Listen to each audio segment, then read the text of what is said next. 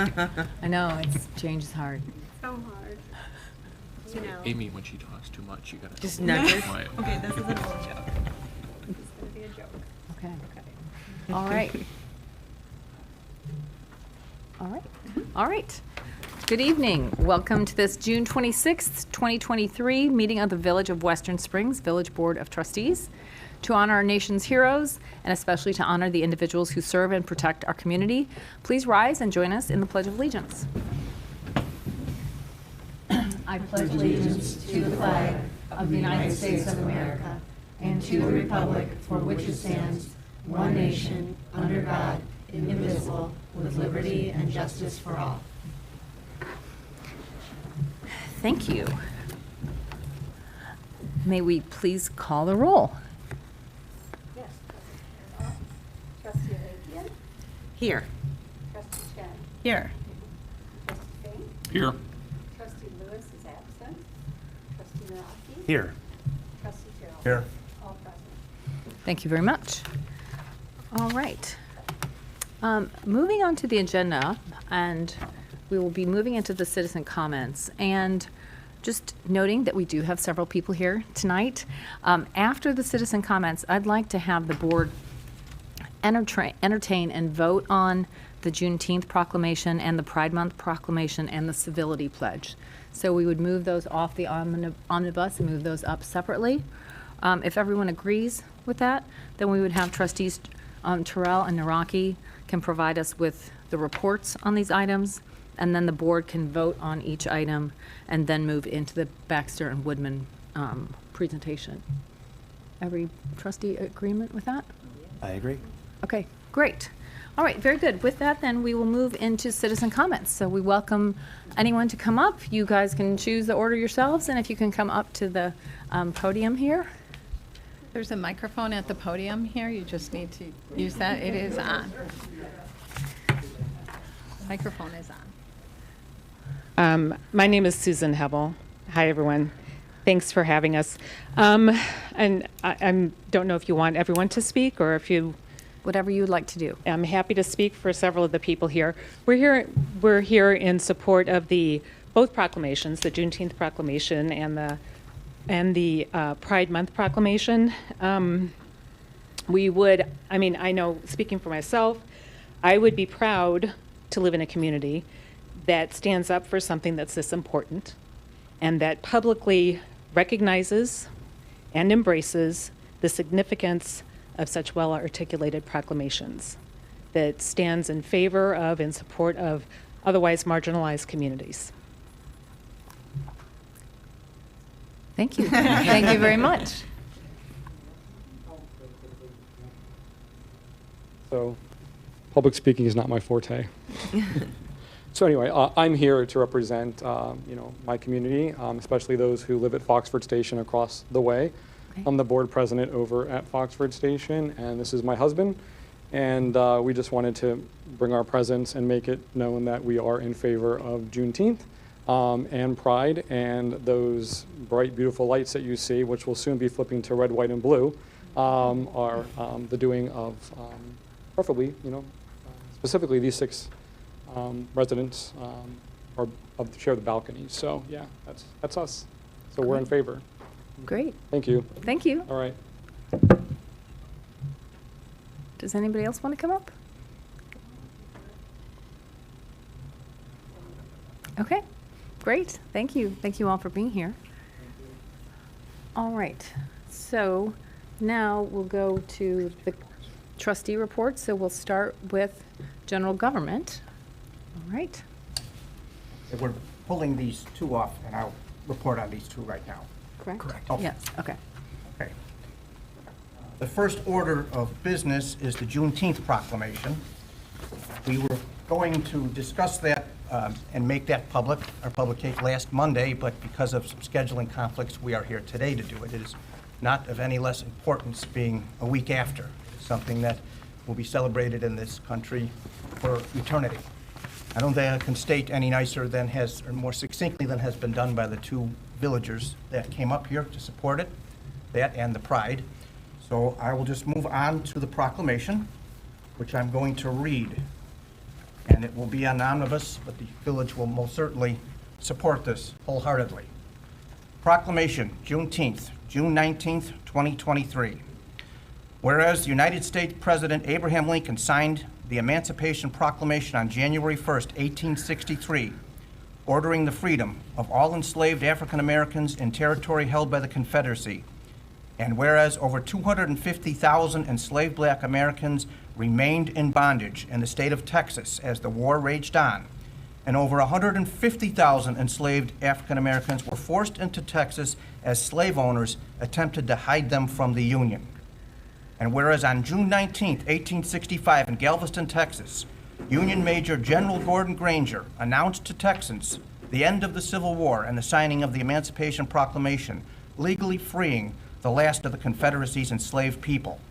And whereas June 19th, or Juneteenth, also known as Emancipation Day or Freedom Day, commemorates the Galveston announcement and has become a celebration of the freedom of our Black brothers and sisters and the social, economic, and cultural contributions they have made to these United States of America and Illinois. And whereas in the year 2023, white supremacist and white national hate groups are on the rise around the world. And whereas the decades of systemic racism have permeated every aspect of our national history must be actively dismantled, pairing protest and policy through sustained economic investment in Black communities, genuine criminal justice reform, and a fundamentally reimagined vision of policy. And now, therefore, we, the members of the Board of Trustees of the Village of Western Springs, Cook County, Illinois, acting by and through the village president, do hereby proclaim June 19th, 2023 as Juneteenth in Western Springs, and urge all residents to reflect on our history, our future, and the actions we can take individually and collectively to truly build ourselves into the equitable nation of our ideals, a land of freedom and opportunity for all. Thank you very much. Any discussion on that? Any trustees? Any? And that would be my motion that that proclamation be adopted and published by the village. Okay, all right. I'll Board second. of- Okay. Okay, can we have a roll call vote, please? Yes, Madam President. Trustee Avikian? Yes. Trustee Shaw? Yes. Trustee Fink? Yes. Trustee Lewis is absent. Trustee Maraki? Yes. Trustee Carroll? Yes. The proclamation recognizing Juneteenth is approved. Very good, thank you very much. All right, Okay, I have the honor of reading the Pride Month Proclamation. Pride Month Proclamation, June 2023. Whereas the Village Board of Trustees of the Village of Western Springs recognizes and proclaims the month of June 2023 as LGBTQ+ Pride Month throughout the Village of Western Springs. And whereas the Village of Western Springs observes Pride Month with a statement of pride to honor the history of the LGBTQ+ liberation movement and to support the rights of all citizens to experience equality and freedom from discrimination. And whereas all human beings are born free and equal in dignity and rights, LGBTQ+ individuals have had immeasurable impact to the cultural, civic, and economic successes of our country. And whereas the Village of Western Springs is committed to supporting visibility, dignity, and equality for LGBTQ+ people in our diverse community. And whereas while society at large increasingly supports LGBTQ+ equality, it is essential to acknowledge that the need for education and awareness remains vital to end discrimination and prejudice. And whereas this nation was founded on the principle that every individual has infinite dignity and worth, and the Village of Western Springs calls upon the people of this municipality to embrace this principle and work to eliminate prejudice everywhere it exists. And whereas celebrating Pride Month influences awareness and provides support and advocacy for the LGBTQ+ community, and is an opportunity to take action and engage in dialogue to strengthen alliances, build acceptance, and advance equal rights. Now, therefore, be it resolved that the Village of Western Springs hereby proclaims the month of June 2023 as Pride Month in support of the LGBTQ+ community. In witness whereof, I have hereunto set my hand and caused the seal of the Village of Western Springs, Cook County, Illinois, to be affixed this 26th day of June 2023. thank you very much. Any discussion on that? Any trustees? Any? Okay, all right. Can we have a roll call vote, please? Yes. Yes. Trustee Avikian? Thank you very much. Any discussion on that? Any trustees? Any? Yes. Any discussion or comments from any of the trustees? All right, anything out of committee?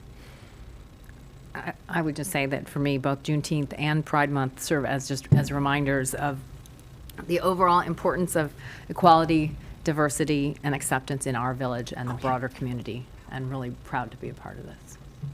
Okay, roll call. Yeah. Oh, I'm sorry. Motion to adopt the proclamation in honor of Pride Month, June 2023. I'd second that motion. All right, may we have a roll call? Yes, Madam President. Trustee Avikian? Yes. Trustee Chen? Yes. Trustee Fink? Yes. Trustee Lewis is absent. Trustee Naraki? Yes. Trustee Terrell? Yes. The proclamation recognizing Pride Month, June 2023 is approved.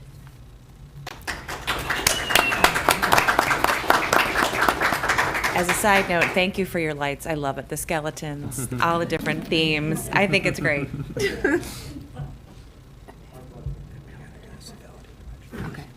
Okay, we'll also do the civility pledge? We'll also do the civility pledge. The next item is a local official pledge to foster respect throughout Illinois. Perhaps not as stirring or monumental as the last two proclamations we had. This one is equally as important. It's to engender civility amongst our board as an officiating body. We read every day about the incivility at the local level, especially in school boards, library boards, and village boards. We here in Western Springs are adopting a civility pledge, which will be signed by all of us in the village board and proclaimed publicly tonight. And that civility pledge, very short, but as important, states as following. In the interest of civility, I pledge to promote civility by listening, being respectful of others, acknowledging that we are all striving to support and improve our community, and understanding that we each may have different ideas for achieving that objective. Great, thank you. I would have a motion that be adopted and that each of the trustees sign that individually. Is there a second? Second. All right, may we have a roll call, please? I'm sorry, was that Chen? It was trustee Chen. Right. Trustee Avikian? Yes. Trustee Chen? Aye. Trustee Fink? Yes. Trustee Lewis is absent. Trustee Terrell? Yes. Trustee Naraki? Aye. That resolution adopting a civility pledge in the village of Western Springs is approved. Thank you very much. All right. All right, now we'll go back to, okay. Now we will return back to the agenda as posted, and we will hear about the capital infrastructure plan. And you are all welcome to stay throughout the entire evening. We'd love to have you here. It's up to you. But don't feel like you have to. But you don't have to. If you want to leave, you can. This is your chance to exit. There will be a recorded version of this online. But the infrastructure plan is interesting. Thank you. Thank you. Thank you for coming. Thank you. Thank you. Thank you very much.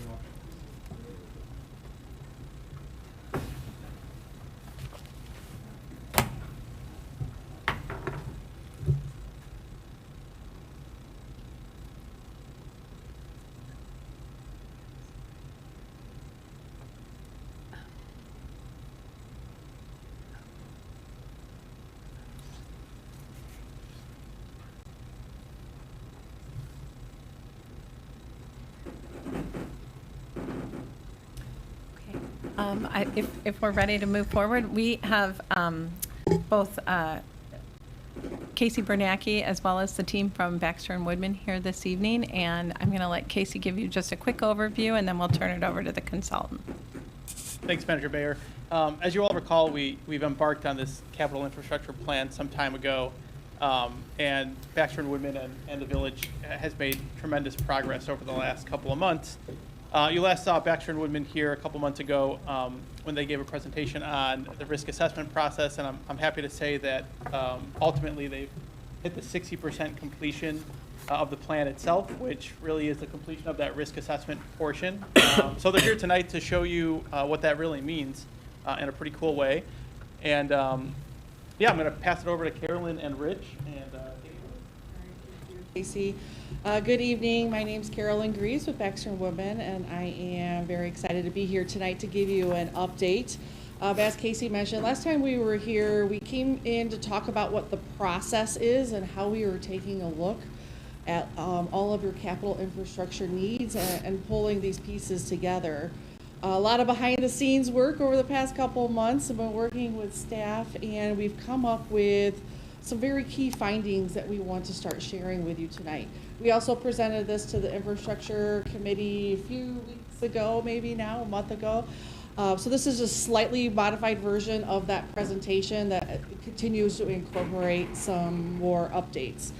We're trying something new by steering from back here as we go through the story map. So just let me know if you can't hear us or if you need anything or want to stop us with any questions. But I'm going to start us through this, and then Rich and I are going to continue to provide you some feedback and give you this update.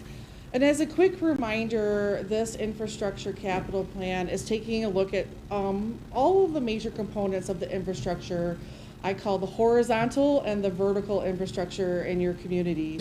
So we're looking at roadways and sidewalks, the water distribution system, the sanitary and storm systems, the combined storm system, municipal property, some of the buildings, and we'll be talking a little bit about that, street lighting, and the fiber optic system. So those are the main components that we are looking at to come up with the recommendations. I wanted to take just a brief second to do a reminder, because it has been a few months since we talked about what this process is all about. So just to take a little bit of a step back as a reminder, we're doing a risk of failure process. This is an asset management approach to taking a look at infrastructure. It's a great way to be able to have kind of an apples to apples look at different types of infrastructure like we have here in the village. So essentially you'll see in this little diagram, we're looking at two major components: the likelihood something might fail and the consequence that something might fail. Those two components taken together, we ultimately can prepare a risk score for every major component of your horizontal infrastructure. We're going to talk about the difference between horizontal and vertical as we go here, so bear with me as I use these terms. But because we can't see water mains, we can't see those types of things, we have to use these criteria to be able to understand what the likelihood of that system failing is in the future, so we can start making those plans for replacement. So I'm going to jump right into the first component we looked at was your water distribution system. So as a quick reminder, again, your water distribution system is made up of 52 miles of water main, of which almost 40% of those mains, if not just a little bit more, have been working hard for the village since 1922. So a lot of of the mains in your system are 100 years old. So they've been doing a great job working for you, but it's time to start making this plan. They've served a great life cycle. And as we all know, as mains continue to age, they leak, they break, they cause hazards for the community, hazards for public works who has to repair them, and cost, as well as the wasted resource of the water. So it's really important that we're taking a look at this comprehensively. I put a reminder graph in here again to show the trends of water main breaks that have been occurring here in the village. And you can see there's some kind of peaks and valleys, and that's pretty consistent with distribution systems in terms of system operational changes and weather. But in the past couple years, we've consistently seen an increase in main breaks within the village. And in 2022, about 59 main breaks occurred over those 52 miles. I wanted to add in that American Water Works Association, so it's an international association, so it helps provide guidelines for infrastructure. And so they say no one's ever going to have zero main breaks, but a typical community should kind of try to get their system down to 25 breaks per 100 miles per year. We're at about 60 breaks per 50 miles. So we're over that threshold. So that's something to kind of keep in mind as a goal to lower the number of breaks in the community. So that kind of helps set us the stage for how we want to take a look at evaluating this. And I mentioned at the beginning, we're looking at those two criteria, the likelihood of something failing and the consequence of something failing. So the information that the village collects and that we're able to use to understand the likelihood of something failing are two major components. The frequency of a main breaking, so how often that is breaking, we're able to use that historical data. And then the remaining useful life of that main. So we're able to, for every main in your community, we're able to identify how much estimated life it should have based on its material and when it was installed. The other element that we took a closer look at since we last talked was the consequence of something failing. So something like that is if it's a main near a school, would have a higher consequence. We want to make sure we're getting water to that school or a higher use facility. In addition, a couple other criteria that we took a look at adding in here was, is it moving enough water for fire flows? Is there enough operating pressure? All of these numbers we use behind the scenes to actually come up with a color-coded map here. I'm just going to kind of zoom in on it a little bit. So now at this point in time, we have identified the risk of something failing as a water main for every main in the community. So you can see here the red, the darker reds, the oranges. These are higher priorities to start addressing throughout the comprehensive plan. Something that's green is in not as high a priority. So the yellows, oranges, reds, those go up in terms of priority. So I'm going to move on, if there's no questions on water, to the sanitary side. And just again, a quick reminder, there are 72 miles of sanitary sewer, including the storm and combined, within the community. And nearly 45% of those mains are about 100 years old. So again, they've been doing a good job for the village. It's time to start taking a look at that. So I have a little graph here that shows how much sewer has been installed based on different decades. This is important so we can start again looking at the trends on the sewer side. It's a little bit different than the water because we don't have the historical water main break data, but we're able to use the age to start seeing where we should expect remaining life for the sewers that have been working here in the village. So you can see a majority built in the 20s, and the second biggest kind of push when the community developed in the 50s and the 60s. So the village has seen some areas where we need to look at some improvements for sewer as well. And that's something the village has been working hard on over the past couple years, I know.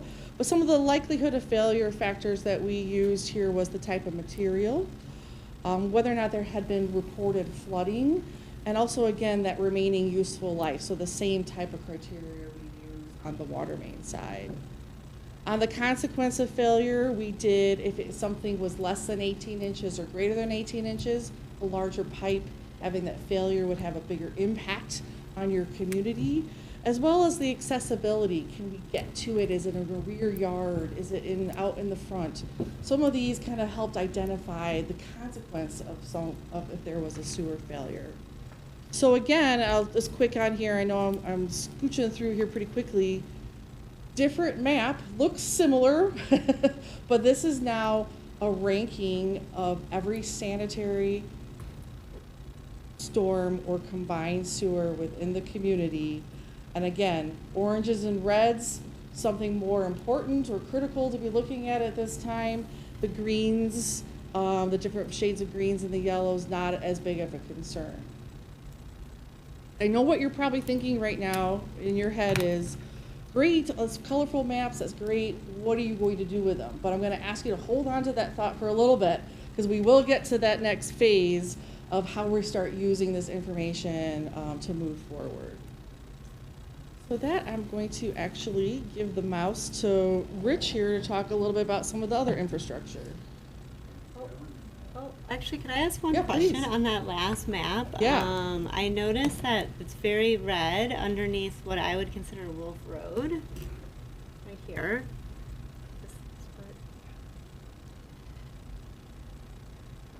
Sorry, Wolf Road is like Right there, you see it? Yeah. So, like that is not a road. That road is not a village maintained road. And so, like, how would we address something like that? Yes. Trustee Chen, I could jump in. So although we don't own and maintain Wolf Road, we do have sewer that we do own and maintain underneath Wolf Road. Not all of it is ours, but everything that's displayed on this map is ours. Okay. So how would we access it to service it if Yeah. they're like? There's a not permitting really- process through the county. So we're allowed to maintain our utilities underneath the roadway, but the county pushes us through a permitting process. Sometimes if it's an emergency, we can do it, right away. But if it's a planned process, we just go through a permitting process with them.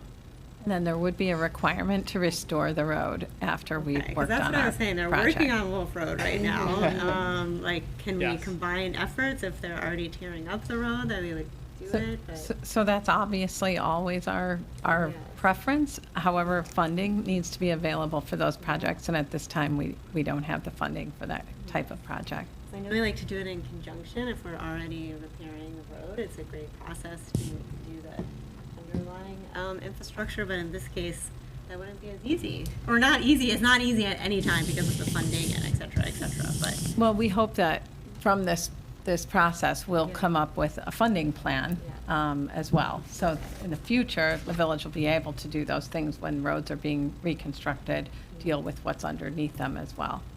But that one's particularly problematic because it's not our road. Like, we can't coordinate the timing. Yeah, as- there are several roads that cut through that are not our roads that we have infrastructure underneath. That's Okay. true.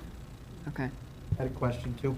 Are there different types of water main breaks and sewer breaks, or are they all kind of the same? Some catastrophic because of X, Y, and Z? Yeah, for us. So water main breaks are usually pretty quick. If a water main breaks, it's usually pretty obvious. Water will usually come to the surface. Sometimes it doesn't. Once in a while, it could drain into a sewer system, and we might not find it for a while. But for the most part, water main breaks are usually pretty noticeable. Sewer breaks can go either way. Depends on the type of sewer. If it's a sanitary sewer, that could back up into a home or back up into the manholes on our streets. If it's a storm sewer, you might not see it right away. You would see it after a storm event or during a storm event. But we do inspections. It's called televising for sewers. You push cameras through the pipe, and you can see where those defects are. So we do that pretty regularly. Water main's a little harder, though. And I just pulled up this picture here. So this is an example of a picture from the village for a water main break. And this is what we would call a blowout. There's different types of break types. You could have a lateral, you could have circumferential. Somebody don't quote me on that. But there are different types of breaks or pinhole breaks, and there's different ways to do this. Something like this, obviously, you're going to have a lot of water coming out of this type of break when you catch it. So those are different types that may have an impact on Just the water pressure inside finds a weakness. Usually something like this occurs because of the way it was installed and the bedding. So there might be pressure, a stone pressing against it. It might not have had the proper bedding when it was installed. And there is we see a trend of mains in the 50s and 60s where they went from cast iron material to ductile iron material. And the expression I like to use is they didn't have the recipe quite right as they were going to ductile. So that's a more fragile main. So you see a lot of breaks in that type of main.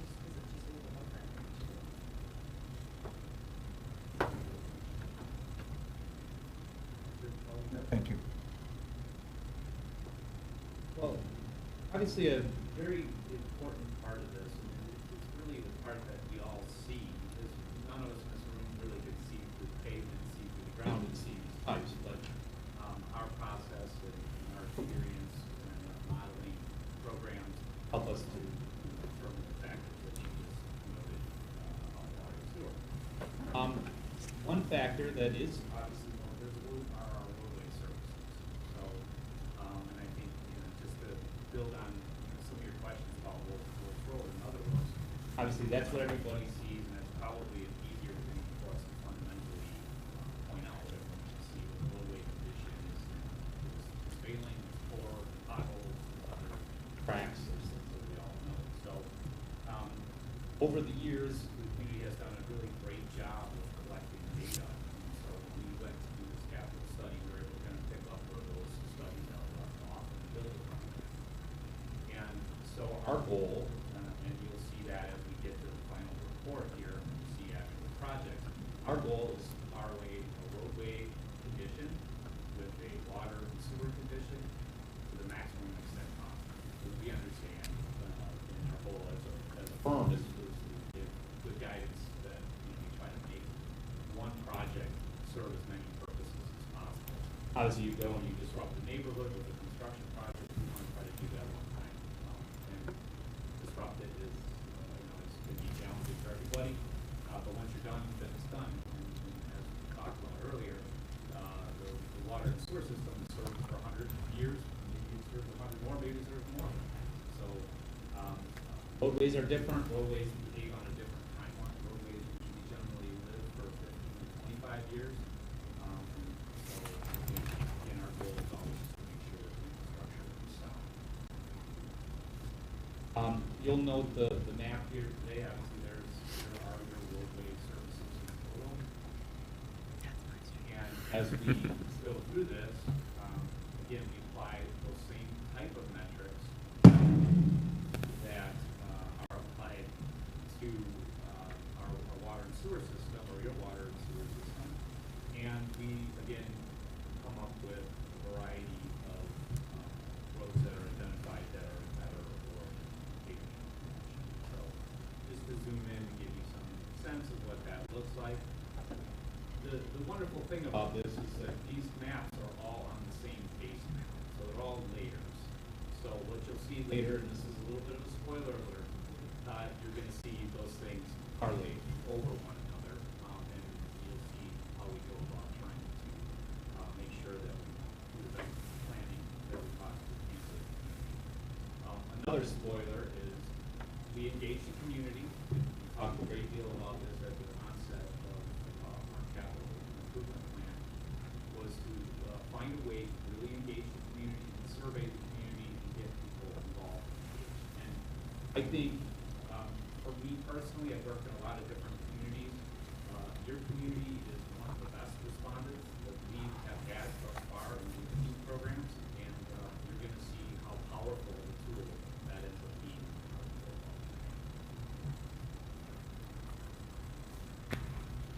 So, sorry for the spoilers, we'll get to that part in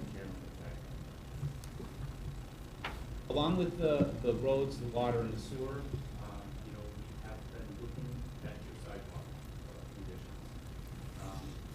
As you're probably aware, 70% of the community has sidewalk within their portion of the community, and another 30% of the village parkways currently do not have sidewalk. The existing studies that we tapped into to gain a better understanding of your prior interest in as a community looking at sidewalks is the studies that are listed here, the 2006, 2016, 2020 studies. And in there were certain things that were derived and a result in existing sidewalk policy is in place today. One of the key tenets of that is really your Title 8-2-1 of the municipal code, which really sends the message that if you're going to develop and do any new construction, fairground, and there's very specific things, I won't read every word of the code, but when you undertake that kind of redevelopment effort, that if there's not a sidewalk in front of that property, you'd ask to put that in as a part of that work. That's a key tenet of your policy. The second component of that was Resolution 06-1933, which details the process for creating a special service area, which allows for multiple adjacent properties to get together and look at ways to have the community help assist in getting that. The third mechanism for looking at sidewalks in the community has been on a case-by-case basis, as you have done in the 2021 Forest Village feasibility study. resulted in providing some direction to staff to seek a funding mechanism through granting to assist with the community to install a sidewalk on Grand Avenue for those subdivision. Last but not least, a very important portion of your current policy for sidewalks is to maintain the existing network you have. And as folks have done an outstanding job on an annual basis, looking to make sure there's trip hazards that are resolved, to look at opportunities to replace sidewalks where there's failures, and a variety of other mechanisms to just make sure your pedestrian ways are as safe as they can be. So those are the key tenets of your current policy. Again, the key takeaways for us were that new homes, when they're constructed, you'll look to seek out that property owner and putting in a sidewalk and expanding your network. That's been something that's been going on for years and years and has had some results for sure in expanding your pedestrian way. And as I said earlier, the Grand Avenue sidewalk in the Forest Hills subdivision currently staffed and Baxter Women are looking at opportunities to carry some funding to put in that essential piece. Again, here is our map. This will define the areas to give you a better idea of where those sidewalks are currently not.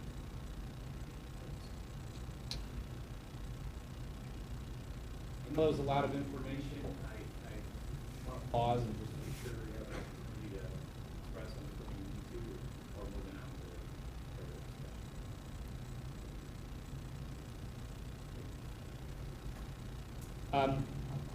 Next component of the infrastructure, and this is a little different than some of the other components in that there's not as large of a story to tell. There's a very, very solid network that's already in place. There's 476 total lights in the community, and of those 476, 276 are owned and operated by ComEd. So it's really important to recognize that the majority of streetlights that you have in your community are streetlights that are owned and operated by ComEd. We can influence that conversation, yet we don't own and operate them, so we can physically send our crews out. Right?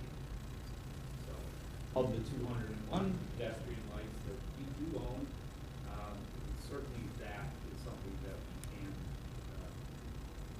modify those, we can do a variety of different things to enhance that system.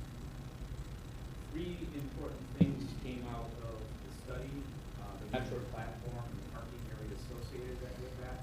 It was our top priority. It's something that we learned in the survey. It's something we knew because of our observations. It's something that I think we all agree that we can always improve lighting, particularly in this building like that. Second matter is just overall downtown streetlight pedestrian lighting. There's an opportunity there to look at the type of light we use, the standardization of the and so forth, to try to look for a long-term cost savings of lighting. Last but not least is the downtown Peter Street pedestrian lighting. Again, a little lower in terms of the risk score because of how it's served and what population is impacted by it, but also a very important portion of the lighting system. We had some other findings. Certainly, we'll get into that as a part of the 90%. We look to make some recommendations in terms of the type of luminaires that you use and look to make sure that what we refer to as dark sky compliance is making sure that lights point down instead of pointing up and creating what a lot of people would refer to as light pollution. So we want to keep that light where it belongs, so it's safe for pedestrians to travel pedestrian way.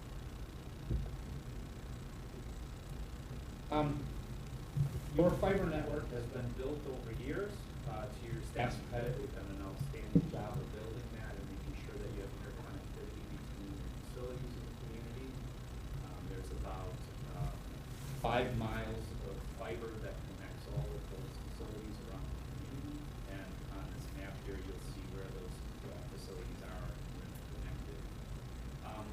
There isn't a one key finding that came out of that study. I think one important thing to consider is if the village hall would ever be located, or if a facility on the network was ever relocated, at that point in time, your main computing system would have to be modified along with that, and that would come at a facility cost. So just a footnote to your fiber network. Otherwise, I think your community benefits greatly by having all of these measured. Last but not least, tonight, in terms of the evaluation side of this, are the village buildings. Williams Architect is a partner of ours that is working through their staff and through their sub-consultants to take a close look at all of your facilities. And those 7 buildings consist of, and I'll briefly run through this. So the Village Hall, starting with the Village Hall and Police Station. In general, I think what the report has found is that the buildings have been admirably maintained by the staff here at the community, but they show signs of aging. They show signs of space restrictions, space needs for not only for the staff but maybe for community events. There's always an opportunity to improve ADA and disabilities act, to improve the ability for folks to move within the facility itself, and a variety of other what I'll call more cosmetic in general. But in specific, I'll give you one example of the ADA here. In this facility is the ramp that goes into the front of the facility. There would be an opportunity to improve that and make it more accessible than it is currently. It meets the current needs, but if you do a modification to the facility, the requirements would say you bring it up to a higher standard. A couple other items just to mention about this facility is obviously you can see from the roof that there's standing water on there and things like that require roof replacement and modification to make sure that that drains properly. And I don't want to go through each one of these unless there's some purpose for me to do so. You can read that at your leisure, but I'll hit a few of the high points of some of the buildings. Again, we look at lighting in the building. We look at space needs. Does this space properly accommodate the people that are working here? Are they in the right place in proximity to the other departments? Make sure they're functioning as efficiently as possible. The one theme that will come out of this as we go forward is the consideration to maybe do a deeper dive in determining whether or not there's an opportunity to improve space and how it looks. One other final key consideration with the police station. The police station has facilities that are not up to current standards. One of them would be the lockup area. And so the community has an intergovernmental agreement with an adjacent community to handle that matter. But that would not necessarily be the preferred way to handle it. Perhaps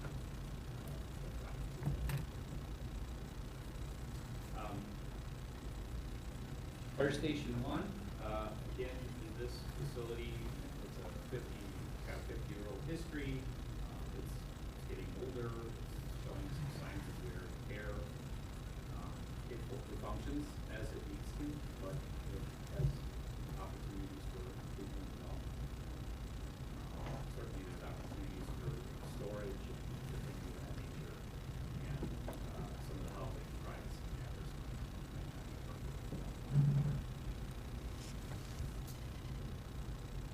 Fire Station 2, much newer, not much to comment on here. There's always things with every building that you can try to do better. There's outside drainage matters that improve upon, but that's not a crisis.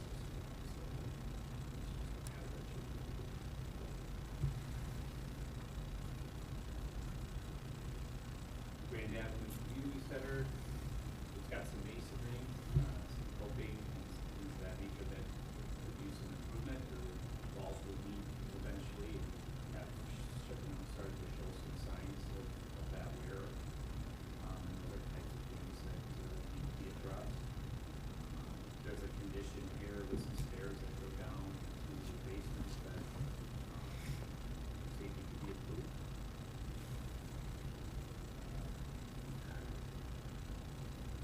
Some of the tiles on the floor, in the gym are old and should be replaced, and they require some energy to do so. And modern stairs have certain elements to them, but in an older facility, stairs are inherently not where they should be. Public Works, they do an outstanding job of utilizing what they have at their disposal. There are some things in the building that are not desirable, like this particular detail of the window would not necessarily be perfect, but at the time it was constructed, that was in acceptable condition, but today it will be improved. Salt dome, obviously, has signs of wear and tear. Certainly there's an opportunity for additional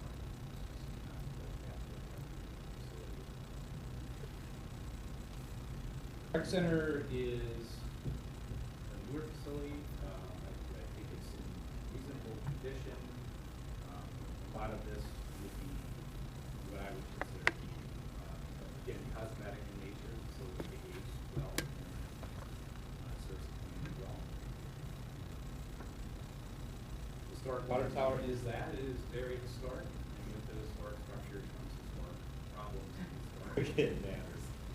What a beautiful facility it is. When I think of our initial video that we put together, and I look at the drone footage of flying over there, I think that really represents the community so well. This facility has been well maintained. It's got a really rich history. We've learned that through this process. But again, with rich history comes, things that always can be improved on. But nothing came out of the report that was of major concern. So, with that, it's a lot. Sorry, it's a lot of buildings. It's a lot of information. Was there anything I can answer for you about any of your 7 buildings that are part of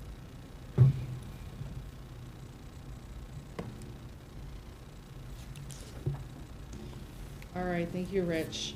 So I wanted to take the last few minutes here to start talking about how we're going to pull all this information together.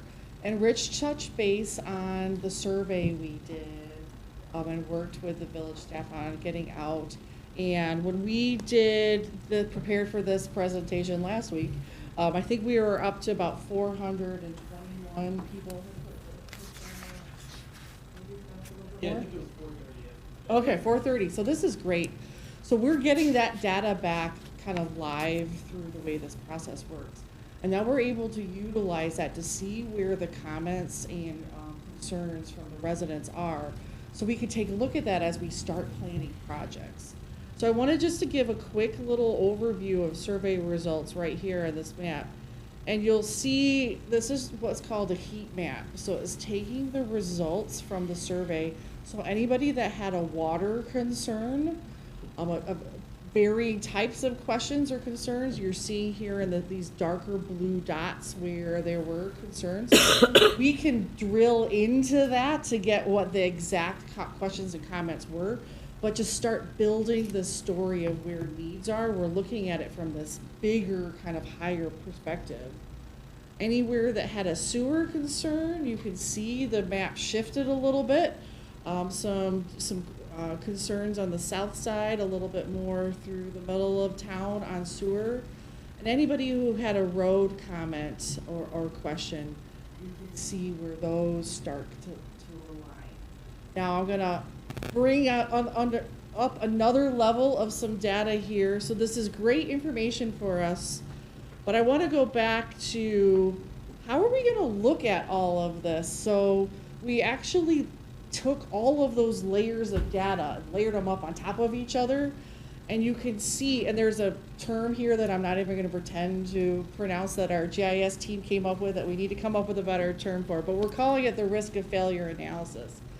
And so you can see with all of the risk of failures from all of the different infrastructure aligned, we can actually see where anything that's red and orange, I'm going to kind of zoom in a little bit to this corner here, where we're seeing some overlap of potential projects. So I'm seeing some reds, some oranges, but over on this kind of this corridor over here on the east side, maybe mostly kind of greens and yellows over here. More, again, down on this bottom in Ridgefield. Lots of reds and oranges, again, where there's some concerns. So this helps us start to understand, like the very great question earlier, I don't want to tear up this road again if there's a problem. This really helps us understand where all of these projects are starting to overlap. So we're going to be taking this map and starting to work with the village and make some recommendations. But before we do that, I'm going to back out of here again, and I want to bring up those survey results again. So with the survey results on, I'm going to zoom in here a little bit. With the survey results on, you can see that kind of faded blue underneath where we have some recommendations for projects. So at a glance, where we're seeing those overlap of needs is aligning well with survey results. So that's one step of saying, is it making sense where the community has said that there are concerns, and the analysis of data is saying, yes, you need to be looking at some projects. They do overlap. But there are some areas you'll note where, yes, I can. You'll see here, I just told you before green was something not to be too concerned about, but they're seeing this dark cluster of blue. So we're taking a look at what that means. So by opening the survey results data, this area is an area where those results were about sidewalk and wanting sidewalk. So anytime a cluster of survey results does not align with where we're seeing some of the recommendations start to align, we're able to dig into that and see what that concern was and if there's something we need to look at from a different perspective. Another example of that is, hold on. See, this is where it gets dangerous, where I start clicking things. Another example of that is here in this top left-hand part of the community. Again, not a lot of recommendations, but there were a lot of comments. We zoomed in on those comments, and those again were sidewalk comments. So we'll be able to utilize all of these tools very effectively to take us to this next level. So today's presentation, as Casey said, we're at 60%. We have all the findings. Now we want to overlap all these findings and start preparing recommendations for projects. So that kind of leads us into our next steps here. It's taking feedback from you today, taking feedback from the infrastructure committee a month ago, and taking a look at starting to all of these pieces. We have the analysis done, and now starting to put together recommendations for next steps. So we're looking to do that and work with village staff here over the rest of the summer. So we'll be back in September. Presenting. And if I could just have one note, this ArcGIS story map is what it's called, is going to be available to the public. We'll post it on the website. So it's actually pretty interactive. As Carolyn showed you, you can zoom in and get some data on pretty much everything in here. And this is something we want to be forward-facing for the rest of the project. I think we hope to build off this as we enter 90% and then final completion as a place to store all of the results from the study. So we'll make that available pretty soon, actually, probably as soon as this week. This may be a silly question, but I see that there's, you know, a lot of red dots on Central and on Harvey, some of the streets that you're working on right now. I assume you're taking care of the problems while you're there. Well, we're certainly going to look at the survey data too, if there is any there. But yes, while we're there, we're taking care of what we can fund right now. So, you know, Central Avenue is a really good example. We're doing sewer work there. We're doing roadway work there. Water main work, we're not doing on Central. And that's purely because we don't have a funding option to do so. And that's been historic for us. There's roads that we've redone that we have not been able to fund the water piece or the sewer piece. But they need the roadway work or they need the sewer work, and that's what we could fund at the time. So we are taking care of what we can fund today, but one of the big points coming out of this study is going to be that we need to find a way to fund everything. When we redo a road, we need to be able to fund water, sewer, roadway, and anything else that's there that we need to. I was going to ask that. Do we incorporate in here finances? Certain things are going to cost more than others. Do you put that into the study? Yeah, that's coming. And at the 90%, the projects will be outlined, but there'll be costs as well associated to them. Our goal is so that in the future, when we start to do our capital planning each year for our budget or 5-year plans, 10-year plans, that we then have the funding planned as well. So we don't end up where we've been for the last 100 years, where something breaks and we fix it, something breaks and we fix it. We have to be more proactive. And funding is obviously an integral part of that, but the goal is to have everything in front of you so you can set those priorities and then seek the funding mechanisms for those projects. Great, this was helpful. I look forward to seeing the study posted too. I couldn't quite see everything, so I look forward to being able to read it in detail. Yeah. Any other questions or comments? No? I like this final map. This is really, Yeah. And you. It's an interesting way to. The spoiler that it would all be layered on top of each other. And then Trustee Avakian pointed out, like, and we've noticed that we haven't been able to do everything over the years, so we're going to try to do the best we can going forward. And this type of map and study will certainly help. I think it helps the residents see too, right? When it's all like transparent and they can understand that it will take X amount of money to do these things. And again, to Trustee Avakian's point, yeah, it would be nice if we were doing everything on Central. Which ones would have priority? If you're a risk at all 3 things, and then another street has one risk instead of all 3, you kind of have to Right. show everyone Right. how streets get picked. Yeah. Yeah. Yeah. Thank you. All right. Very good. All right. Thank you very much. Okay. Next item, we have old business, right? Yes. So, and this is our right-of-way. So who is this going to be? You want me to do a quick background, or Yeah, Jim, do you want to take it? I was going to ask if, because I think Trustee Avakian and Barack were not part of this when it came through, so if you could just summarize it. Yeah, very quickly. There was a memo that does that, but just for the public's benefit and just to kind of hit the high points, this ordinance relates to the vacation of a piece of, a non-buildable piece of Spring Street that's adjacent to the Oak Street cul-de-sac. It's a non-buildable piece. By that I mean it is not part of our typical right-of-way inventory as something that we do vacate and sell to adjacent neighbors who typically, use it for building purposes. This is 4,800 square feet of really surplus land that the tollway needs to incorporate into their I-294 project. It would not have been vacated, really, and incorporated into anybody, residents over there, because it's really, the topography is such that it wouldn't, it's not buildable. The tollway was going to bring a condemnation action a few years ago to actually acquire the property as part of a intergovernmental agreement that was approved in September 2022. The village resolved that condemnation issue along with a number of other projects that we were collaborated on with the tollway. Performance of 47th Street water main and sewer facility project, 55th Street water main and sanitary sewer project, rehabilitating and repaving a portion of Hillgrove Avenue. There was a Hinsdale Western Springs Emergency Water Connection Project, construction of a cul-de-sac and a detention basin at the south terminus of Commonwealth Avenue by the tollway, and then there was certain performance of Creek Avenue, 49th Street culvert work.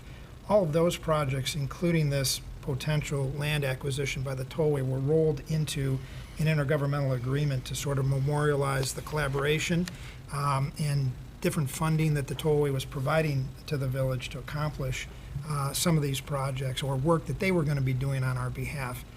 The tollway was willing to pay over market value for this property, $10,000. So what we did is we had in February the required public hearing. In March, we actually approved the right-of-way ordinance.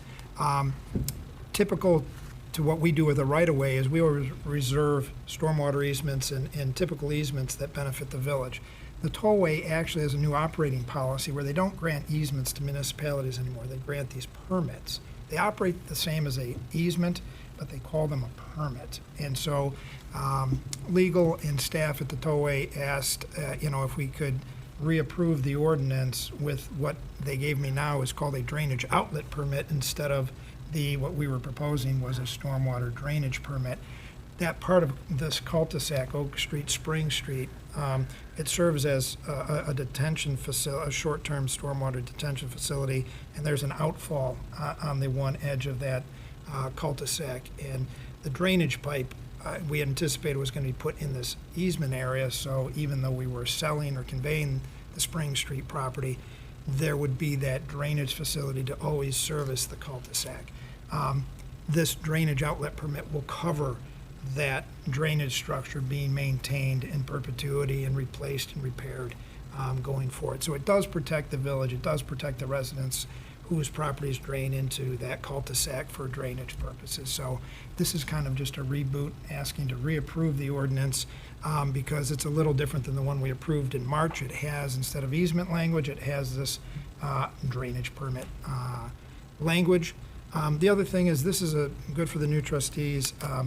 5 of 6 trustees have to approve an ordinance such as this when we vacate right away. State law says that that's the minimum voting threshold to sell right away. President cannot vote in this instance, so we only have 5 trustees here tonight. If we don't have support for this initiative, I would suggest we kick it over to the next board meeting until we have a full 6 trustees. But if we do have a consensus of 5 tonight, I would ask that you vote on it tonight. And if you have any questions, feel free to ask. And the residents from the adjacent area are well aware of. They did. They attended the public hearing. Their concerns were the drainage issues going to be maintained, as part of the project. And then they were also concerned about what the end use of the property was. Right. And, the end use is it's going to be incorporated into the tollways project. And then I believe staff communicated with the residents and put them in touch with the tollway so they could see the tollway plans for the end use of this small 4,800 square foot parcel. Okay.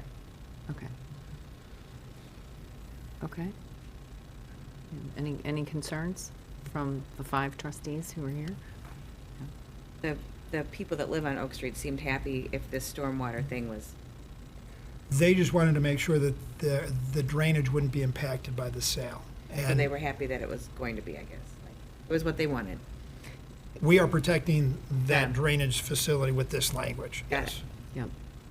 Yeah, they just didn't know what was, I recall when they came to a meeting, they just wondered what was happening, right? Okay, and now they know. Okay. All right, so with that then, Okay. Thank you, Attorney Jerusik, for saving me from a lot of fumbling and bumbling with that one. But that being said, then, I would have a motion to approve ordinance number 23-3138, approving and authorizing the vacation of a portion of the Spring Street right-of-way and the Oak Street right-of-way located adjacent to and west of the Oak Street cul-de-sac and west of Lot 1 of the Van Beest subdivision within the J.C. Caldwell subdivision, and approving a quitclaim deed for the conveyance of parcel TW-5-16-091 to the Illinois State Toll Highway Authority. Do we have a second? Second. All right. And then we would need a roll call vote for this. President, Trustee Avakian, Aye. Trustee Chen, Aye. Trustee Fink, Aye. Trustee Lewis is absent, Trustee Arafi, Aye. Trustee Terrell. Aye. Ordinance number 23-3138 is approved. Great, thank you very much. And I apologize, before we move on, I want to acknowledge that we have a student here with us tonight. I'm sorry that we didn't get to acknowledge you earlier tonight. Are you here for a project?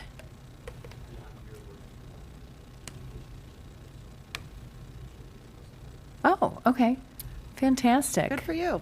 Well, thank you for joining us tonight. It's kind of a long agenda, so thanks for, thanks for being here with us. All right, so now we'll move on to back to the committee reports. So first, from Finance, Trustee Chen. Yes, I have no report tonight. Okay, Thank you. very good. General Government, Trustee Terrell, I think you have more items on the Yes, I do have more.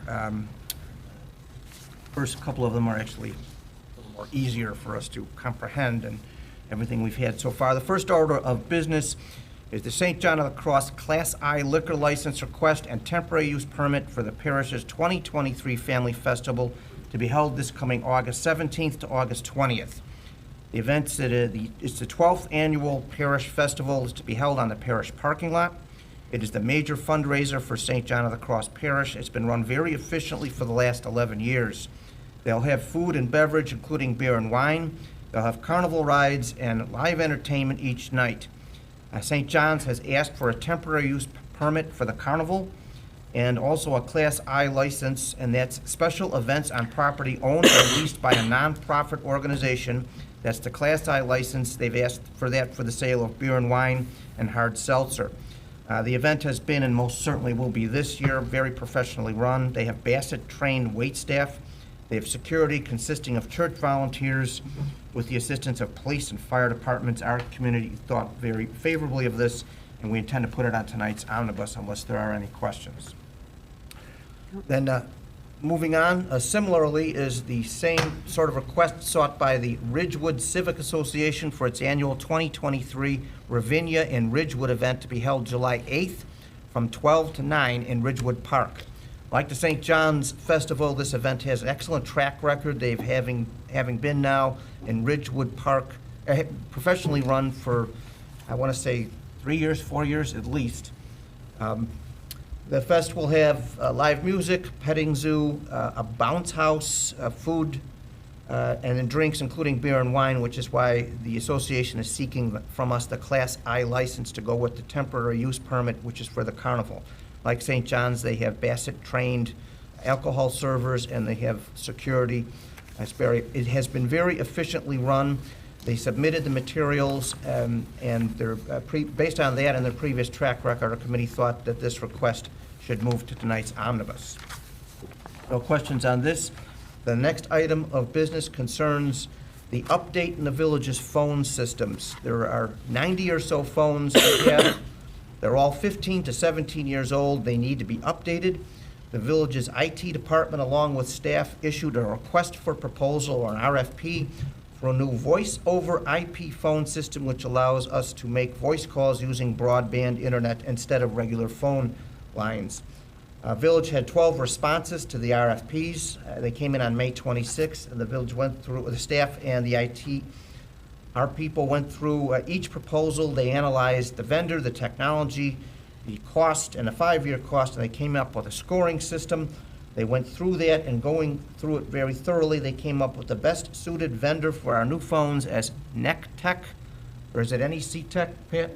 NECTech, which in addition to bringing us a wealth of updated services will save the village $4,000 per year. I was going to ask if Director Schramm could at least tell us what we're getting for the savings and for the new, I mean, you did a lot of work on the, tell us what we're getting. Yeah, we would be basically replacing the entire village's dated phone system. We have a phone system, it still functions. You can make calls on it. It's fairly old and it's out of date by today's standards, so this would give us all the features we're looking for in a modern phone system. It would remove everything from the conference calling things and eliminate our third-party conference call service. For trustees, probably the most important feature would be that you could make a call on your cell phone that comes from the village and not from your cell phone, thus not giving your phone number to people if you don't want to. It does a lot more with conferencing. Not that this could ever happen, but God forbid if there was ever some sort of a pandemic or outbreak and we had to have a lot of people work from home, this would certainly make it a lot easier to accommodate that type of thing as well. You could use a hard phone, a soft phone from your computer. People could answer the phone as if they were sitting here if they weren't necessarily here. So it certainly gives us a lot better feature set. At the same time, it eliminates all the equipment in the basement that we have to maintain right now. So if you couple the maintenance costs with the cost of service right now, it's two different companies, two different things. This would all be rolled into one system and it would end up costing us less per month than the two things currently cost us. So last time we bought a phone system, it was $30,000-ish upfront cost just to buy the equipment. This time it would be down to around 10. Thank you very much for explaining that, Director Schramm. We look very favorably on this proposal, which anyone has any concerns will be on tonight's omnibus as well. Then moving on is the intergovernmental agreement between the Village of Western Springs and LTAC for Information Technology Support System by Western Springs IT support staff. LTAC stands for Lyons Township Area Communication Center, which is a consolidated police, fire, and medical emergency dispatch center for Western Springs, LaGrange, LaGrange Park, and Countryside. It's located in the LaGrange Police Department. To date, LTAC has used an outside vendor, AIS, for its IT services, including maintaining personal computers, printers, and services at the LaGrange Police Department. We have also been maintaining some LTAC servers here in our server room, and we are now seeking to provide more effective and maintenance of the LTAC servers in the LaGrange Police Department by taking over all of the work. Is that right? We're taking over everything? Almost. Okay. Except for the workstation PCs. Okay. This arrangement will need an intergovernmental agreement between the village and LTAC, and we look favorably on that, and we put that on tonight's omnibus. Unless anyone has any questions on this, it'll be on the omnibus. Our next order of business was the pay plan update to change a part-time position in the pay plan from an accreditation manager to a part-time public safety analyst. The new part-time public safety analyst would devote responsibilities to both the police and fire departments. The police and fire departments often work together on research and analysis requiring coordination. This new part-time position will report to the Director of Law Enforcement while coordinating work with the Director of Fire and EMS. The position change from accreditation manager to public safety analyst will remain in pay grade 13. So apparently, from what I understand, it's not going to be much of any increase at all. But it's just because it's a pay plan, we have to approve it. In addition, next pay plan change, our directors of municipal services and village staff are recommending that one vacant municipal service analyst position remain open in exchange for an additional maintenance journeyman position to be added to the Public Works Division. Public Works is in dire need of another employee, and the shift in funds will allow the municipal department to allocate resources without a significant budget impact. Both of those pay plan proposals came to our committee, and we thought favorably of those, and those should all, that we thought they should move to the omnibus. And I believe that is all I have, because we've already covered the proclamations. So if there are any questions, that would be my report. Yep. When we get to the omnibus on the phone system, can we just tweak number 12 on the omnibus, the motion? Make Sure. a little, just friendly amendment? Am I pulling it off the omnibus? No, I just, if you could just add a couple words just when you read it. Okay. Item and, 12, where it says motion to waive, All right. could we have motion to and then after the word "to," reject all bids, comma, waive the competitive bidding process, and let it read the rest of the way. Reject all bids. Comma. waive the- Yep. comma. Okay, Waive the, and then continue with the motion. okay. Yep, thank you. All right. That would conclude my report. All right, very good. Thank you very much. All right, moving on to Planning and Zoning, Trustee Naraki. President Rule, no report tonight. All right, thank you very much. Then going to Properties and Recreation, Trustee Avakian. Okay. Things timed out. The Properties and Recreation Committee met last Wednesday. The Recreation Department is applying for a park and recreation facility construction grant, known as PARC, through the Illinois Department of Natural Resources for the gym improvements at the Grand Avenue Community Center. Funds were budgeted for 2023 for the following improvements: a new gym floor, new vertically adjustable backboards, wall padding on the walls. The larger grant projects would add additional vertically adjustable backboards on the north wall, volleyball net suspended from the ceiling, retractable bleachers on the stage for seating, ADA lift for accessibility to get on the stage, and an ADA access to the east entrance of the facility, and also creating some additional equipment storage space.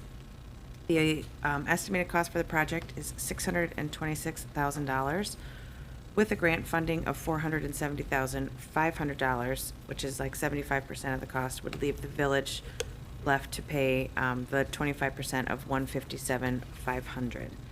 The $77,000 budgeted for 2023 will be reappropriated for 2024, and the additional $80,000 needed will be appropriated during the budget cycle.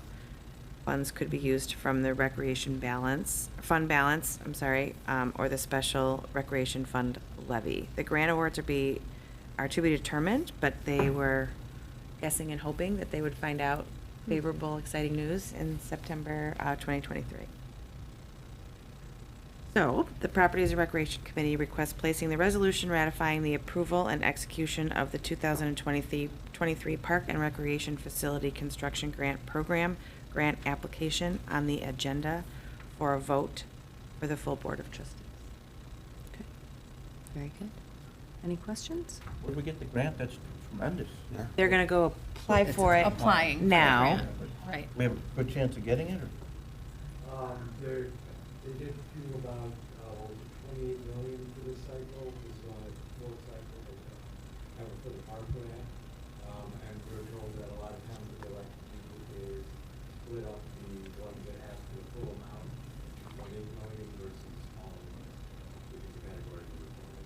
Fantastic. Thank you. Great. All right.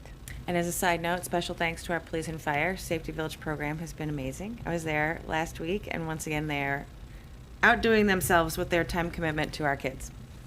That's great. All right. Anything else? That's it.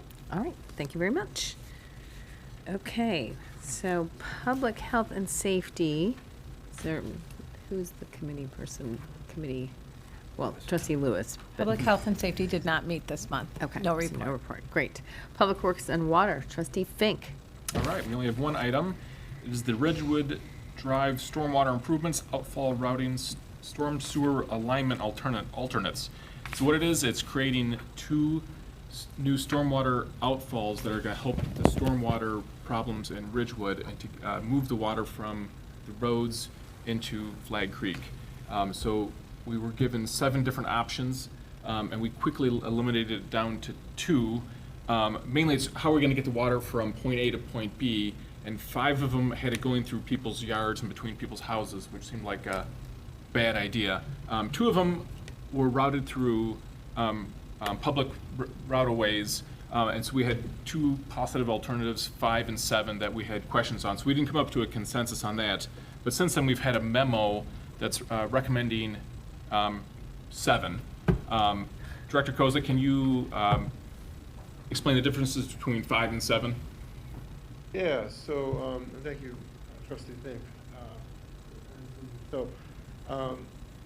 The alternate 5 involves running pipe from Long Meadow and Ridgewood Drive up north to Birch Lane and then discharging west in the creek just south of the Birch Lane Bridge. What is the creek right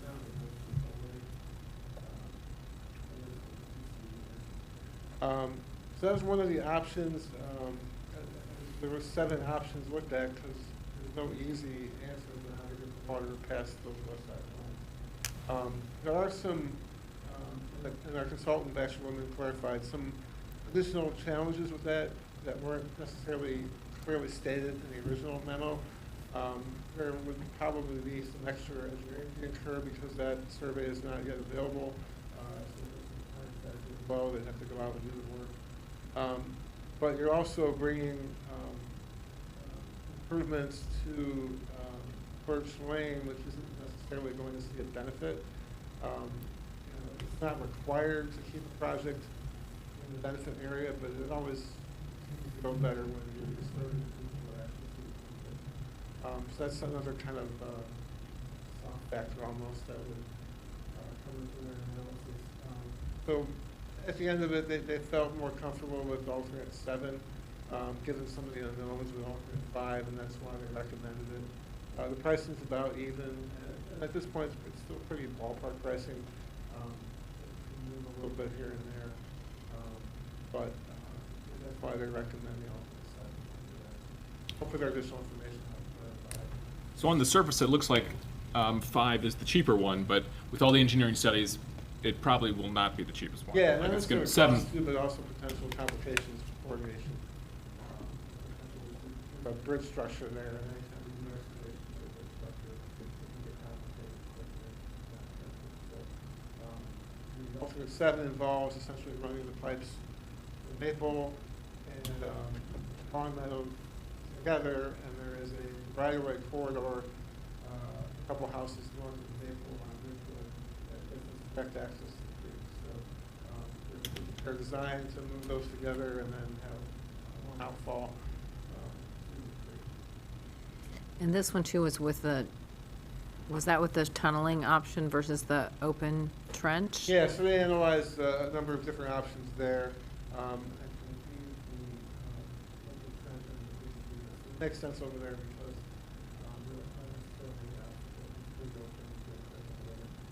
the homes are set back far away. There actually is a corridor. Driveways don't come to Ridgewood, they actually go to the site.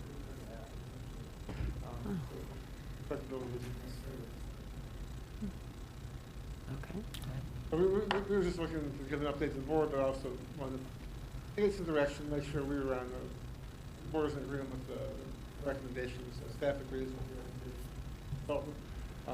Because obviously once we start moving towards that design, for us to backtrack and go another cost. That was it. Okay. So the committee is recommending 7. We didn't vote it as a group, but I am personally recommending 7. Okay. And that's the staff recommendation, is it? It is. Did it have a letter? Weren't there like 7, A, It B, and did, but C? just saying 7 is plenty. Okay. That's perfect. We understand which option. Okay, so it's option 7, okay. Because that's in the omnibus is a blank right now. We have it. Oh, okay, okay. Gotcha. And that's Thank all I you. have. Okay. Thank you for that. Those options were complex. It sounds like it's complex to get to the creek, just the placement of the homes and to cause the least amount of disruption. And honestly, with a lot of long-term issues, Yeah. they wanted to make sure they did a thorough analysis to make sure that what happened we will. Yeah. Oh, yeah, thank you. Okay, so this goes on to the omnibus then? Yes. Okay, and nothing else? Nothing else. Okay, very good. All right, so I have an item 2 on our agenda, item number 7, and this is an appointment for our Economic Development Commission. Recommending that we appoint Andrew, I think it's Arians, to the Economic Development Commission for a 3-year term to expire in June of 2026. And that too would be on the omnibus. Does anybody have any questions? No? Okay, very good. All right. With that, we will move on to the omnibus. Illinois state statutes allow a municipality to collectively vote on a group of ordinances, resolutions, and other motions, such as awards of contract, appointments, etc. This is known as an omnibus vote. All of the items contained on the omnibus vote list have been previously discussed by the President and Board of Trustees on at least one occasion, and other on several occasions. By placing them on the omnibus vote list, a single vote may be taken to approve them. A trustee may remove any item from the list and have it discussed and voted on separately, as we did earlier tonight, prior to the omnibus vote. Is there any other such request on any of the items? Okay, with that, Trustee Terrell. Thank you, Madam President. I move that the following ordinances, resolutions, and motions as contained on the meeting agenda for June 26, 2023 be adopted and/or approved under an omnibus vote. Agenda item number 1, approval of the meeting minutes of May 8th, 2023 and May 22nd, 2023 as read. Agenda item number 2, ordinance number 23-3139, approving the creation of a Class I special events on property owned or leased by a not-for-profit organization liquor license for issuance to St. John of the Cross Parish for the 2023 Family Festival event scheduled for August 17th through 20th, 2023 at the 5005 Wolf Road property. Agenda item number 3, ordinance number 23-3140, approving the creation of a Class I at special events on property owned or leased by a not-for-profit organization liquor license for issuance to the Ridgewood Civic Association for the 2023 Ravinia and Ridgewood Special event to be held on July 8th, 2023 at Ridgewood Park. Agenda item number 4, ordinance number 23-3141, approving an amendment to the fiscal year 2023 village pay plan to remove the title of accreditation manager and add the title of public safety analyst, and to reduce the number of municipal service analysts from 2 to 1, and increase the number of maintenance journeyman positions by 1. Agenda item number 5, resolution number 23-2740, ratifying the approval and execution of the 2023 Park and Recreational Facility Construction Grant Program, that's PARC, grant application.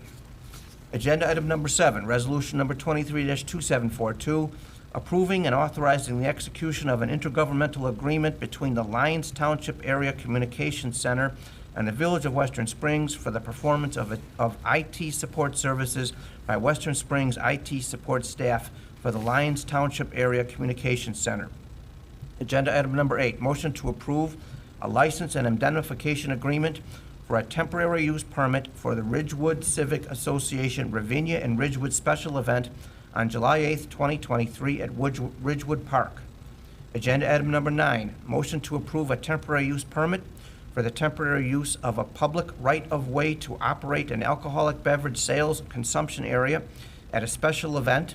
That's the Ridgewood Civic Association 2023 Ravinia and Ridgewood Special Event, July 8th, 2023.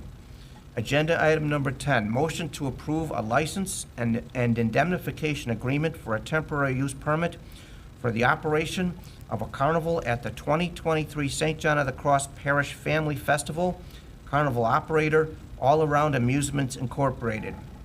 Agenda item number 11, motion to approve a temporary use permit for the operation of a carnival, August 17th to 2023, at the 2023 St. John of the Cross Parish Family Festival. Agenda item number 12, motion to reject all bids, waive the competitive bidding process, and award a contract to preferred vendor, NEC Tech, for a Univerge Blue voice-over IP phone system at a one-time cost of $10,117.79, with a $2,160.21 monthly service cost for maintenance and telephone service, preferred vendor based on equipment type and service requirements. Agenda item number 13, motion to select recommendation number 7 of the outfall routing and storm sewer alignment alternatives presented by Baxter and Woodman for the Ridgewood Drive Stormwater Improvements Project and to direct Baxter and Woodman to finalize construction plans and specifications for purposes of bidding the project. Agenda item number 16, motion to approve the appointment of Andrew Arians to the Economic Development Commission for a 3-year term to expire in June 2026. Thank you. Do we have a second? I'll second. Very good. May we have a roll call vote? Yes, Madam President. Trustee Avakian? Aye. Trustee Chen? Aye. Trustee Fink? Aye. Trustee Lewis is absent. Trustee Naraki? Aye. Trustee Terrell? Aye. And President Rudolph. Aye. The ordinances, resolutions, and motions as presented on the omnibus list of June 26, 2023 are approved. Thank you very much. Let's move on to reports. The monthly financial report, Trustee Chen. A new person reporting this report. I know there's other new people doing other reports tonight too, but okay. So I am going to report out the May financial report. So investment opportunities remain strong as the Federal Reserve rates remain high. The Federal Reserve did not increase its target rate at its June 14th meeting, marking the first non-increase in 11 meetings. It is not anticipated that rate will decrease much or at all soon as inflation remains high. The Illinois Metropolitan Investment Fund had an average daily yield of 4.48%. The general fund maintained a surplus at the end of May due to the collection of motor vehicle license fees and other taxes. The county also distributed about 55% of the first installment of the fiscal year 2022 levy. Sales tax collections and the local government distribution fund distribution continue to be in line with budget projections, with about 44% of budgeted amounts being collected. The Water and Sewer Fund had a deficit at the end of May, but most of that is attributed to the encumbrance of approximately $1.7 million for the water meter changeout program, which is set to begin this summer. Consumption billed in May, covering February 15th, 2023 to April 15th, 2023, was 2.25% lower than the consumption billed for the same period last year. The IPO PIF statements for May are not available, so they will be reported in the Police Pension Fund in the June monthly financial report. And that is the May report. Are there any questions or discussions? No? Okay, so I make a motion. I have to pull up the motion. I make a motion, thank you, to accept the May 2023 financial report as presented. Is there a second? Second. Thank you. Great. Okay, and roll call vote on that? Yes, President Rudolph. Trustee Avakian? Aye. Trustee Chen? Aye. Trustee Fink? Aye. Trustee Lewis is absent. Trustee Naraki? Aye. Trustee Terrell? Aye. And President Rudolph. Aye. The May 2023 financial report is approved. Thank you very much, Trustee Chen. Nice job. Yes. All right, so I just have a brief report. On June 7th, the West Suburban Chamber of Commerce held a meeting in which managers and mayors from LaGrange Park, Willow Springs, McCook, Hodgkins, Brookfield, Indian Head Park, and us, we provided a state of our village to the attendees there.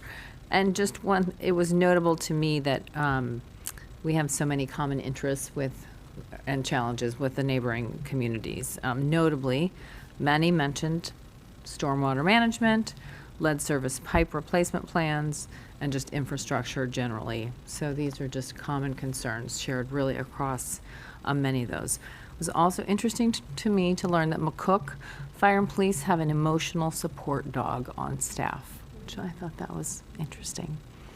And I also want to acknowledge that, you know, our hearts go out to the victims and to the first responders of the Willowbrook shooting a week ago, late Saturday night. So, and with that, Village Manager Bear. Sure, thank you. I just have a couple of items. First, I want to mention that we had a wonderful gathering on the Green event. I think many of us were there that evening. I want to thank everyone who was involved in that event. Thank the Village Board for continuing to sponsor WISBA and the events that they produce for our community. Big shout out to the folks from WISBA who put that together every year, and to all of their partners. I think year after year that continues to grow. I want to say this had to be the biggest I've seen, and most well attended. It was really, really nice. So thanks to all, and thanks to all of our departments who helped assist in every way that weekend, just to get the downtown ready and then to clean up after.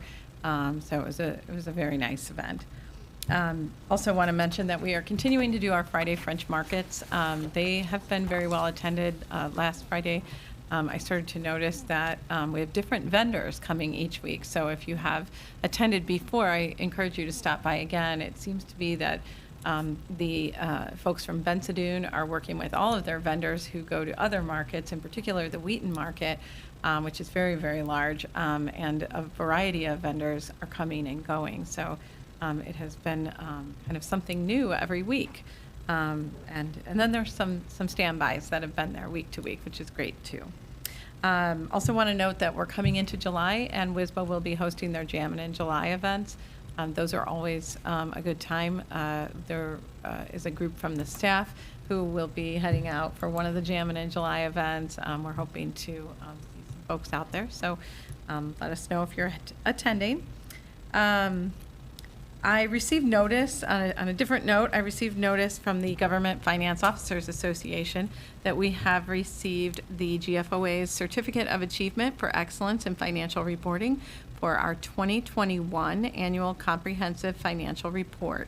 So I want to say thank you to both Finance Director of Finance, John Mastandona, as well as our retired Director of Finance, Grace Turry, who both worked on that document. So kudos to our finance group for continuing to work hard in our reporting. This achievement is in GFOA's words, a testament to the government's commitment to producing annual reports that evidence the spirit of full disclosure and transparency. And transparency is so, so important to all of us. And so I wanted to acknowledge John and Grace for their work on that report. Really quick, I did send a message out to each of you regarding the Illinois Municipal League 110th Annual Conference that's being held in September.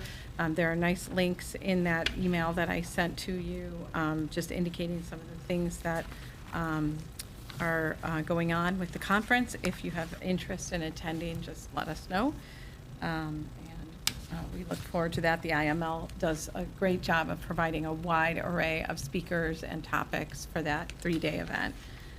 And then I wanted to mention that we have continued this summer and will continue this summer to keep putting updates on construction projects that are happening in the community.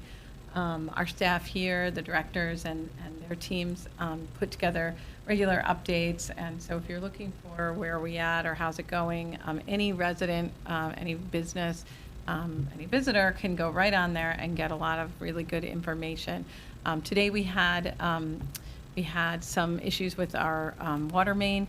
It was a planned outage that sort of built into something larger and required several blocks to have water shut off for a period of time. And so we used that to communicate.